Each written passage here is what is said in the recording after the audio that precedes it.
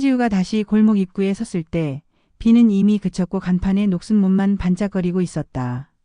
오래된 주황색 간판에는 세광시계라는 글자가 반쯤 벗겨진 채 매달려 있었다. 유리문을 밀자 종이종이 울리고 기름 냄새와 낡은 나무 서랍 냄새가 겹쳐 들어왔다. 벽 한쪽에는 벽시계가 서너 개 서로 다른 시간으로 뛰고 있었다. 가장 안쪽 작업대에는 돋보기 안경을 이마에 걸친 채 고개를 숙인 아버지가 앉아 있었다. 아버지, 왔냐? 아버지 한병수는 눈을 들지 않았다. 핀셋 끝에 들린 용수철이 미세하게 떨렸다. 지우는 아직은 툇마루 의자에 앉았다. 어릴 적 숙제를 하던 자리였다. 의자 다리 하나가 살짝 짧아 앉을 때마다 덜컹거렸다. 개학 전날마다 여기서 필통 고치던 거 기억나요? 그때도 냄새가 이랬지. 시계 기름 냄새가야 늘 같다. 오랜만에 와도 변한 게 없네요. 변한 게 많다. 아버지가 그제야 고개를 들었다. 나도 늙었고 골목도 반쯤 비었고 다음 달이면 이 집도 비워야 하고. 카운터 위에 파란색 인주가 묻은 문서가 한 장 놓여 있었다. 재개발 구역 내 철거 예정 안내. 둥근 도장이 선명했다.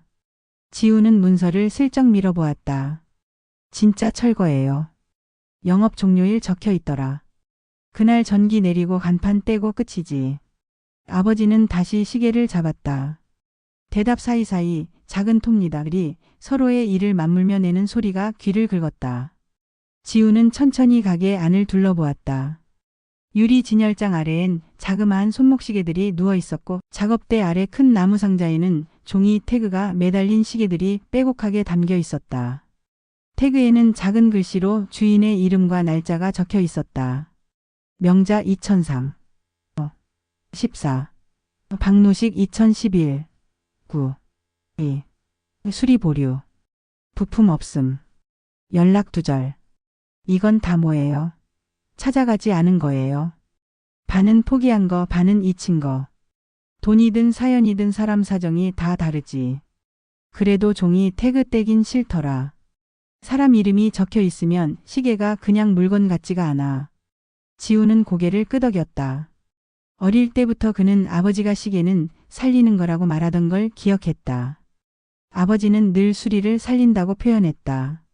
멈춘 바늘을 다시 움직이게 하는 일, 잃어버린 시간을 데려오는 일. 아버지, 진짜로 문 닫기 전에 해야 할 일 없어요? 마지막으로. 마지막은 늘 하던 일을 하는 거다. 아버지는 핀셋을 내려놓았다. 기찻길 시계 하나가 멈췄다더라. 역장한테서 전화가 왔어. 다음 달 역도 문 닫는다더구나. 폐역식 전에 한 번만 봐달라고. 우리 역이요? 그 조그만 간이요? 그래. 내가 젊을 때 그 시계 한 번 손 봤거든. 바람 불면 살짝 느려지는 버릇이 있었지. 그 버릇 아직 있을 거야. 지우는 의외라는 표정으로 웃었다. 아버지, 역시계는 공공기관 담당이 하잖아요. 사람 사는데 규정대로만 굴진 않는다. 그때는 누가 해줄 사람도 없었고. 내가 가서 등반 스패너랑 구리스 한 통으로 버텨놨지. 지금도 올라갈 수 있겠어요? 나 말고 내가 올라가면 된다. 제가요? 내가 아래에서 듣고 내가 위에서 손보고. 시계는 소리를 듣는 게 반이다.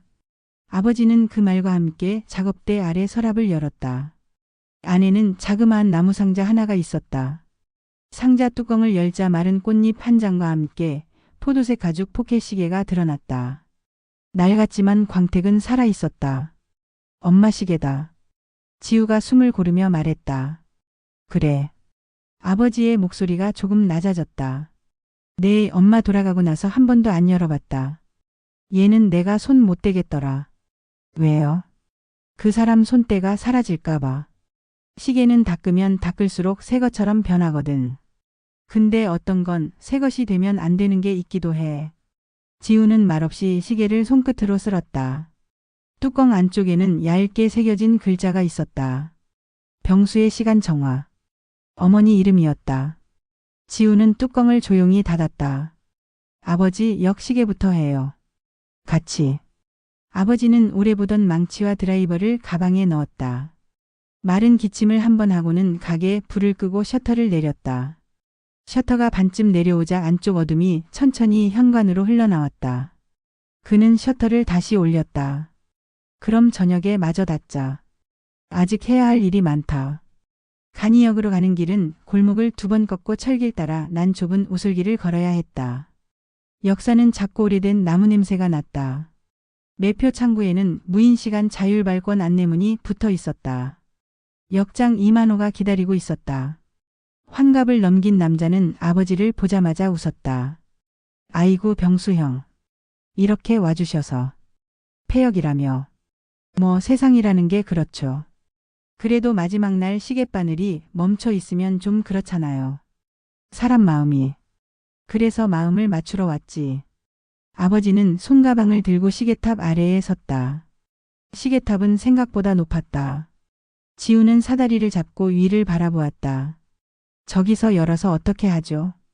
먼저 귀로 들어. 치차가 어딘 가서 긁히는 소리가 날 거다. 또 하나 바람이 들이치면 흔들리는 구간이 있을 거야. 그걸 죽여야지. 제가 들어도 들려요. 내 귀도 나쁘지 않다.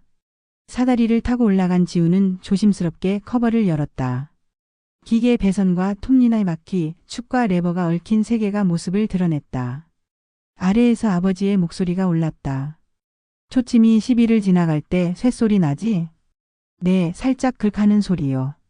그게 치차와 축이 살짝 어긋났다는 뜻이다. 오른쪽 고정핀을 반 바퀴만 더 돌리면 역주행한다. 지우는 손을 넣어 조심스럽게 돌렸다. 초침이 매끈하게 움직이기 시작했다. 구리스 냄새가 코를 찔렀다. 바람 한 줄기가 올라와 땀과 냄새와 소리를 한데 섞었다. 아버지, 이게 왜 이렇게 예쁘네요. 뭐가?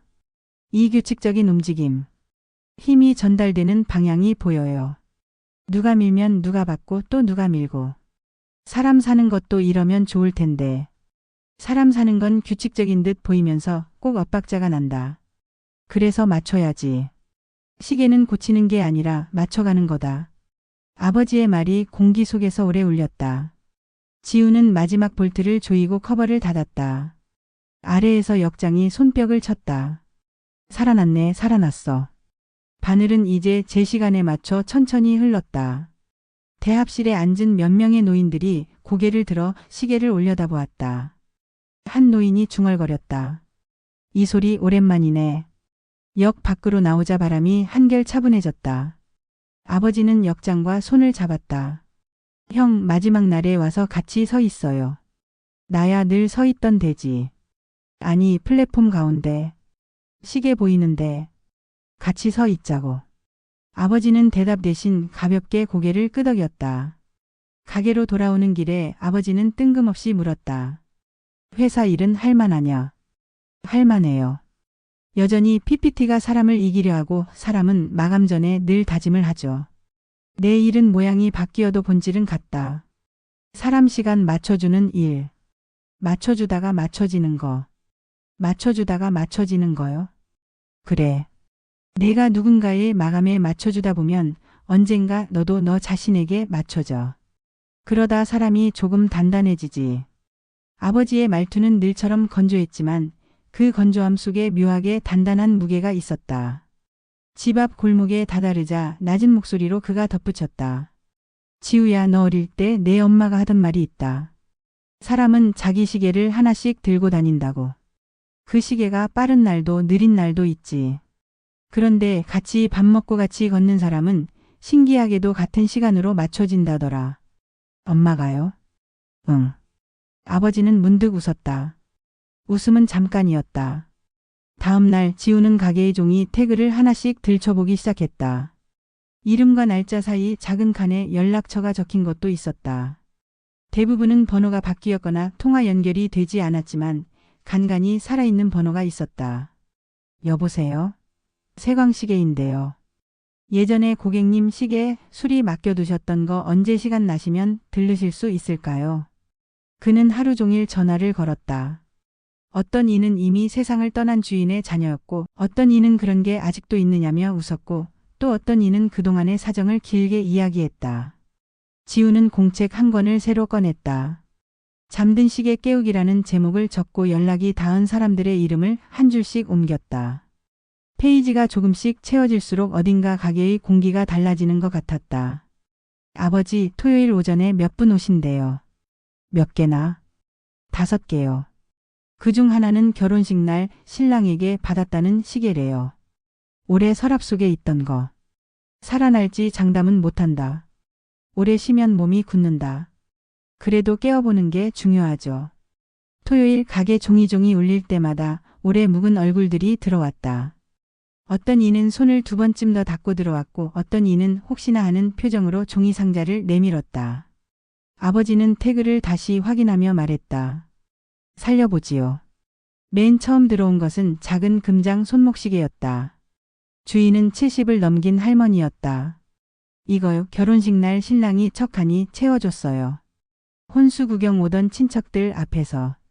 그때는 이게 그렇게 부끄럽고 좋더라고. 어디서 산 건지는 기억나세요? 그 사람은 늘 돈 아깝다면서도 싸구려는 못 사는 성미였지. 아마 종로 어디였을 거야. 아버지는 시계를 뒤집어 뚜껑을 열었다. 스프링이 눌린 듯 굳어 있었다. 핀셋과 드라이버가 쉴 새 없이 움직였다. 지우는 옆에서 구리스와 천을 건넸다. 작은 숨소리들이 교차했다. 잠시 뒤 초침이 아주 천천히 떨고 인의 규칙을 찾았다. 아이고. 할머니가 손으로 입을 가렸다. 살아났네. 얘가. 완전히 살아난 건 아닙니다. 아버지가 느릿하게 말했다. 한 달쯤 지켜보면서 처음에는 가끔 잊지 말고 감아주세요. 기계도 사람도 오래 쉬면 곧잘 깜빡해요. 할머니는 고개를 끄덕였다. 감사합니다. 영감이 집 앞에서 내 기다리던 것 같아. 지금. 다음은 큼직한 군용시계였다. 주인은 40대 남자였다. 아버지 시계입니다. 군대에서 돌아오자마자 전부대 동기들이 모여서 같이 사줬다더라고요. 그런데 아버지가 갑작스럽게 돌아가시고 나서 멈췄어요. 꼭 같이 멈춘 것 같아서. 한번 볼게요. 아버지는 군용시계의 뒷판을 열었다. 내부가 생각보다 멀쩡했다. 심하게 상한 데는 없네. 유막이 말라서 그래. 기름 갈아주고 안쪽 먼지 털어주면. 초침이 2번, 3번 정확히 갔다. 남자의 눈가가 붉어졌다. 아버지가 제 손목에 채워줄까? 그건 당신 못 끼지. 아버지는 부드럽게 말했다. 시계는 누가 채워주느냐가 중요하더라. 혼자 차면 알람이, 누가 채워주면 약속이 되지. 오전이 다 끝날 즈음 지우는 숨을 크게 내쉬었다. 작업대 앞에서 땀이 식으며 서늘한 기분이 돌았다. 그때 문이 열리며 작은 소녀가 들어왔다. 소녀의 손에는 투명한 비닐봉지에 담긴 작은 분홍색 시계가 있었다. 삼촌, 이거 고쳐주세요. 누구 시계니? 저요. 할머니가 시장에서 사주신 건데요. 어제 놀이터에서 떨어뜨렸더니 숫자 6이 거꾸로 올라갔어요. 아이의 말은 정확했다. 숫자 6이 어딘가에서 떨어진 뒤 투명한 유리 안쪽에서 거꾸로 놀고 있었다. 아버지는 유리를 조심스럽게 열어 숫자를 제자리로 붙여주었다. 복잡한 수리도 아니었고 돈을 받을 만한 일도 아니었다. 얼마예요? 아이가 물었다. 6 하나 값은 아이스크림만큼. 아버지가 웃었다. 근데 오늘은 내가 웃었으니까 결제 끝. 아이의 웃음소리가 유리문을 타고 나갔다. 그 소리 뒤로 지우가 작게 말했다. 아버지, 이런 거 다 없어지면 어떡하죠? 없어지지 않는다. 아버지는 손을 닦았다. 장소는 없어져도 손은 남는다. 내 손, 내 손.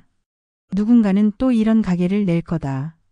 그날 오후 지우는 동네 커뮤니티 게시판과 소셜미디어에 잠든 시계 깨우기를 올렸다. 문장이 간단했다. 문 닫기 전에 멈춘 시계 한 번 더 같이 들어볼까요? 사진은 가게 벽에 엇갈린 시계를 찍었다. 좋아요가 몇 개쯤 붙었고 댓글에는 뜻밖의 이름들이 등장했다. 여기서 결혼 반지 줄였다가 욕먹은 그 사람 저예요. 중학교 때 제 알람 시계 살려주신 사장님 아직 계셨군요. 우리 엄마 목걸이 시계도 거기서 산 건데요. 목소리들이 서로의 시간을 소환했다. 아버지는 화면을 들여다보며 멋쩍게 웃었다. 세상 참 뭐라냐. 빨라. 빠른 것만 나쁜 건 아니에요. 기억이 빨리 모이는 건 좋잖아요. 그날 밤 지우는 아버지에게 조심스럽게 물었다. 아버지, 엄마 시계 열어볼래요? 아버지는 잠시 대답하지 않았다. 대신 작업대 불을 조금 더 밝게 켰다. 포도색 포켓시계를 손에 쥐고 뚜껑을 아주 천천히 열었다. 투명한 보호막 아래 얇은 종이가 접혀 있었다. 지우가 숨을 멈췄다. 아버지는 손끝으로 그 종이를 꺼냈다. 종이에는 깔끔한 글씨가 적혀 있었다. 병수 씨, 우리 시계는 늘 조금씩 어긋나지요. 당신은 빨리 걷고 나는 천천히 말하고. 그래도 이상해요. 밥을 같이 먹으면 맞춰져요. 당신이 숟가락을 놓을 때 나도 놓고 당신이 다녀올 때 나도 다녀와요 하고. 그래서 걱정 안 해요. 당신이 내일 더 바쁘면 모레 우리가 더 같이 있을 테니까. 당신은 시간을 고치고 나는 마음을 다릴게요. 함께 사는 건 아마 그런 것 같아요. 정화. 아버지는 더 말하지 않았다. 그냥 종이를 접어 다시 넣고 뚜껑을 닫았다. 지우가 조용히 물었다. 엄마 좋았나 봐요. 좋았다. 아버지는 짧게 말했다. 눈가가 조금 젖어 있었다. 사람은 그때 좋으면 됐다.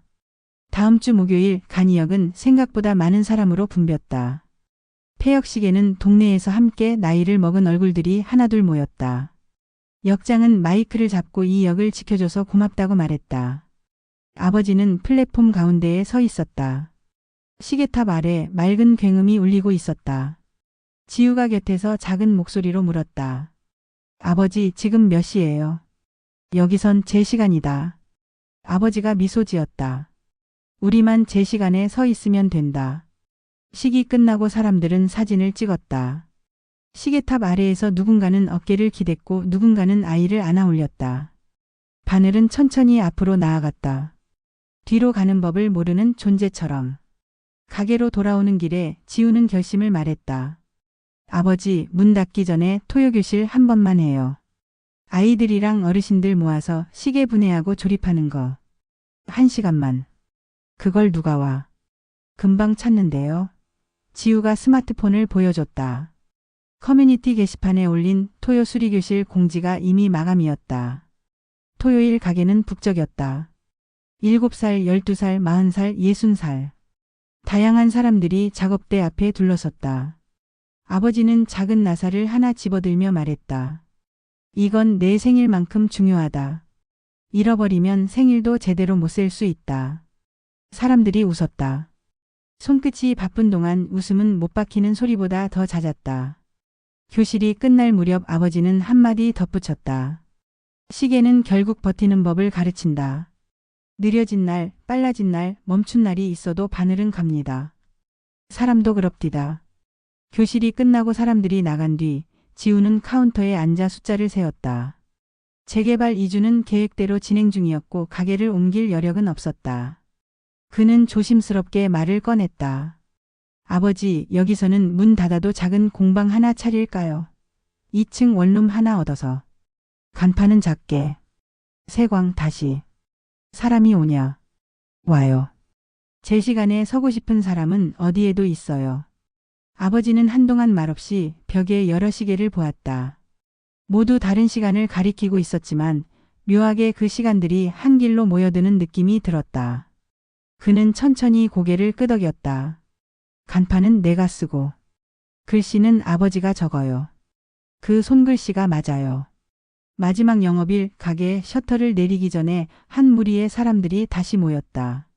잠든 시계를 다시 데리러 온 이들, 토요교실에 참가했던 아이들과 부모들, 역 폐역식에서 아버지의 어깨를 보던 노인들. 누군가는 작은 화분을, 누군가는 빵을, 누군가는 오래된 사진을 들고 왔다. 카운터 위에는 포도색 포켓시계와 노란 메모지 한 장이 나란히 놓였다. 지우가 메모를 읽어 소리 내었다. 이 골목이 없어져도 여기에 시간은 남습니다. 아버지가 조용히 덧붙였다. 남아야지. 내 손에도 남고 저 아이 손에도 남고. 내가 배운 건 다 그런 거다. 셔터는 마지막으로 내려왔고 안쪽 어둠은 이번에는 천천히 밖으로 밀려나오지 않았다. 대신 사람들의 손목에서, 주머니에서, 벽에서 각자의 시간들이 작은 소리로 움직였다. 지우는 셔터 앞에서 아버지에게 말했다. 아버지, 오후에는 부동산 보고 저녁에는 간판 만들러 가요. 그 사이에는 같이 밥 먹자. 아버지가 웃었다. 같이 먹으면 맞춰진다더라. 둘은 골목을 걸었다. 발걸음은 크게 같지 않았지만 한 사람의 속도가 조금 느려지면 다른 사람의 속도가 조금 빨라졌다. 그래서 결국 같은 시간에 서게 되었다. 지우는 속으로 엄마의 글씨를 한 번 더 떠올렸다. 당신은 시간을 고치고 나는 마음을 다릴게요. 그는 앞서 걷는 아버지의 어깨를 보며 생각했다. 누군가의 시간을 고치면 결국 마음이 다려진다는 것을. 그리고 마음이 다려지면 바늘은 다시 앞으로 가게 마련이라는 것을. 다음 달 작은 원룸에 세광 다시라는 간판이 걸렸다. 문은 무거웠지만 쉽게 열렸고 시계들은 여전히 자신만의 걸음으로 걸었다. 누군가가 들어왔다. 문 닫은 줄 알았는데. 지우는 웃었다. 다시 열었습니다. 손님이 나가자 지우는 조용히 아버지에게 말했다. 아버지, 우리 오늘은 몇 시죠? 아버지는 시계를 보지 않았다. 대신 가만히 대답했다.